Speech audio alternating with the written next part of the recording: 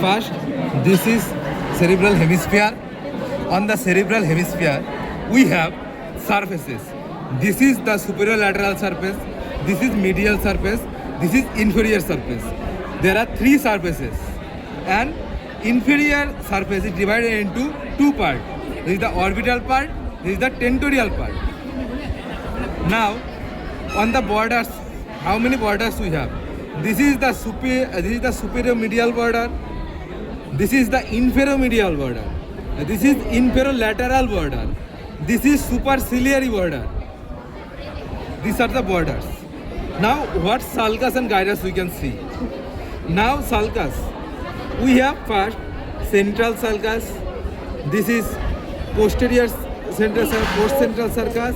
This is precentral sulcus. Now, gyrus. What gyrus?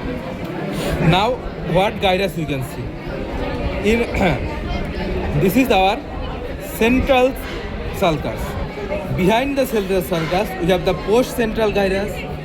Anterior to central sulcus, we have the precentral gyrus.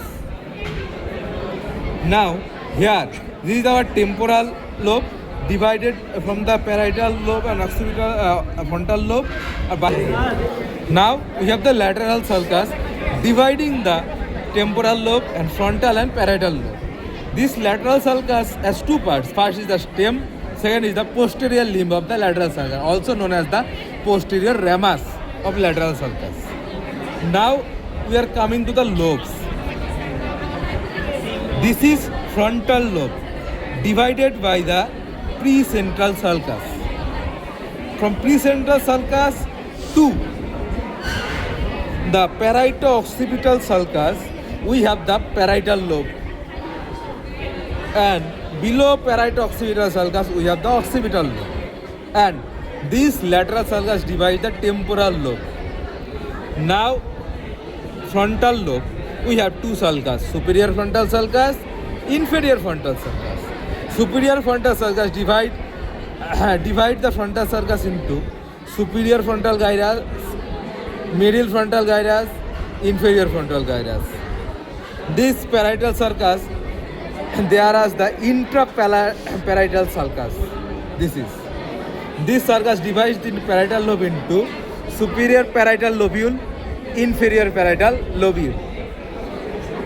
Now, on the temporal lobe, we have superior temporal sulcus, inferior temporal sulcus, divided into superior temporal gyrus, middle temporal gyrus, inferior temporal gyrus.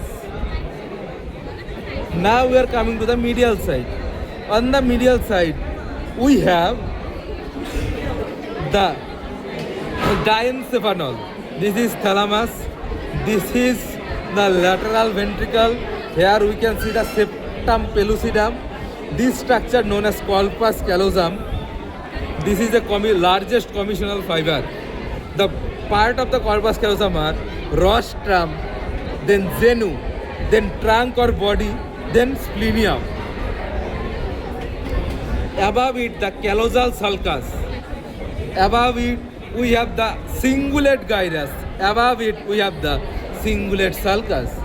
This portion known as the medial frontal gyrus. This cingulate sulcus goes upward in two parts, divide and goes to the central, precentral sulcus and central sulcus.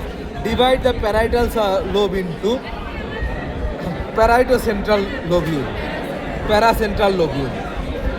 Then we have calcical sulcus, post-calcical sulcus, and this is the parieto-occipital sulcus. This parieto-occipital sulcus divides the parietal and occipital part into precuneus and cuneus part. This is known as the lingula, divided by the post-calcarine and calcarine sulcus. This portion known as the lingula. Here we can see lingual sulcus. Now, this portion known as the hippocampal gyrus. This process is known as the uncus. Here we can see the Rami sulcus, Ramus sulcus something. Then we have the collateral sulcus. This sulcus known as the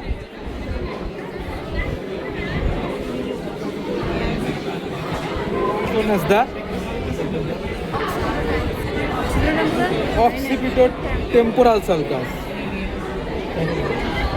Temporal sulcus. Temporal occiput.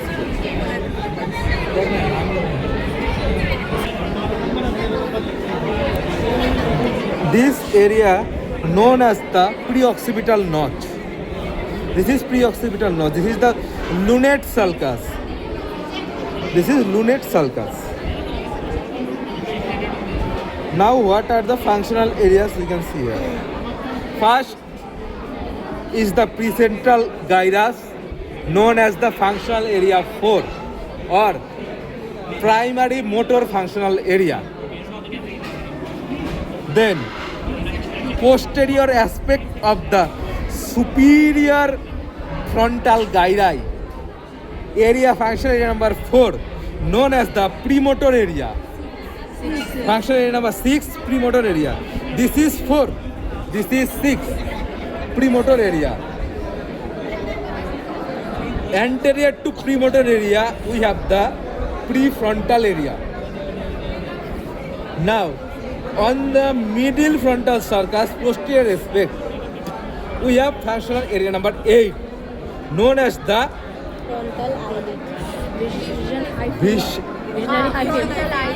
eye feed, frontal eye feed.